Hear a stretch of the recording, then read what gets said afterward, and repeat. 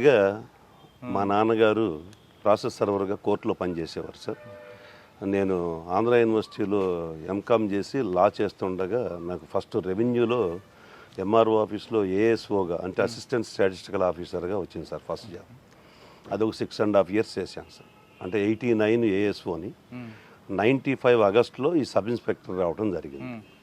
Sub inspector రావడానికి గల నేపథ్యం ఏంటంటే నేను రెంటచింతల ఎంఆర్ఓ ఆఫీసులో పనిచేసేటప్పుడు రాఘవరావు గారు అని చెప్పేసి ఒక ఎస్ఐ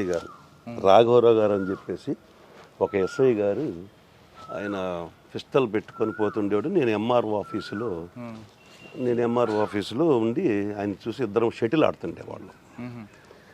ఎవరు? రాఘవరావు గారు నేను. ఆయన్ని చూసి ఆయన మంచి నీట్ ఫిట్తో ఉండేవాడు. నేను కూడా ఆయన హైట్ ఈక్వల్గా ఉండేవాడిని. నాకు ఇద్దరు కానిస్టేబుల్స్ ఫ్రెండ్స్ సార్. వాళ్ళిద్దరూ ఉండి, సార్ మీరు హైట్ బాగున్నారు, మీరు ఇదేంటి సార్ మీరు ఎస్ఐ అయితే బాగుంటారు అని చెప్పేసి వాళ్ళు నన్ను ప్రొవోక్ చేసి మేము ముగ్గురము ఎగ్జామ్ రాయటం జరిగింది. బై బ్యాడ్ లక్ మేము ఇద్దరం సెలెక్ట్ అయ్యాము. అందులో ఆ కానిస్టేబుల్ నేను, అతను వెంకటేశ్వర రెడ్డి అని అతను, ఇద్దరము 95లో సెలెక్ట్ అవ్వడం జరిగింది. ఇది ఎస్ఐకి ఉన్న నేపథ్యం. తర్వాత ఎంఆర్ఓ ఆఫీస్లో పనిచేసేటప్పుడు నాకు ఎంఆర్ఓతో ఒక అనీవెన్ రిలేషన్ ఉండేది. నేను ఆంధ్ర యూనివర్సిటీ నుంచి రావటం, పాత తహసీల్దారులు ఇప్పుడు తహసీల్దారులు కాదు సార్, రాత్రి 9-10 దాకా ఉండేవాళ్ళు. మేము ఈవినింగ్ 5 గంటలకి నా ఆఫీస్ అయిపోయిందని నేను బయటికి వెళ్తే నన్ను బస్టాండ్లో ఉంటే పిలిపించేవాడు వెనక్కి, ఎవరిని అడిగి వెళ్ళామని. నేను క్యాజువల్గా 5 తర్వాత మిమ్మల్ని అడగాల్సిన అవసరం లేదు సార్ అని అనేవాడిని. నువ్వు అడిగి వెళ్ళాలంటే నేను అడగను, నా టైమింగ్ 10 to 5, ఈలోపు మీరు రాకపోతే మీరు అడగండి అని అతనితో ఇట్లా అనీవెన్ రిలేషన్షిప్ ఉండేది. లీవు కావాలన్నా కూడా చాలా కష్టంగా ఉండేది. అతన్ని బతిమలాడుకొని లీవ్ తీసుకోవాల్సి వచ్చేది.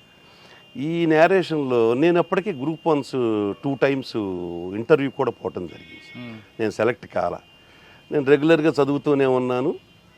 కాకతాళీయంగా మా కానిస్టేబుల్స్ ప్రొవోక్ చేసిన దాని మీదట నేను సబ్ ఇన్స్పెక్టర్గా రావడం జరిగింది.